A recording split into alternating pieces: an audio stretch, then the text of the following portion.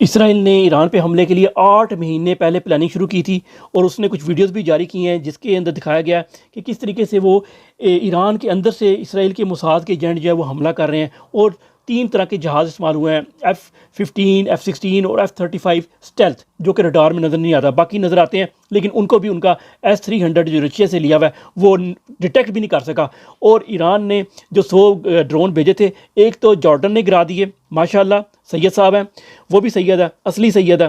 اور اس نے گرا دیے، اور باقی جو تھے وہ پہنچے ہی نہیں، اس سے پہلے ایران نے دوبارہ حملہ کر دیا۔ دوسرا وال اسٹریٹ جرنل نے یہ بھی کلیم کیا ہے کہ اسرائیل نے یہ 14 دن کا پلان بنایا کہ 14 دن تک ایران کے اوپر حملے ہوتے رہیں گے، اور اس میں ہر بڑی شخصیت کو، ہوسٹہ خامنئی جو ان کا جو بڑا ہے اس کو بھی نشانہ بنایا جائے، جبکہ پاکستان اور عربوں سمیت تمام ممالک جو ہیں یہ مسلمان ایران کے آگے پیچھے یہ نیوٹرل نہیں ہیں۔ آپ کو ایک دن پتہ لگے گا، آج سے 1 سال بعد پتہ لگے یا 10 سال بعد پتہ لگے، آپ کو پتہ لگے گا کہ یہ ادھر انٹیلیجنس شیئرنگ کرتے رہے ہیں، اور ایون تو جارڈن نے تو گرائے ہیں جہاز،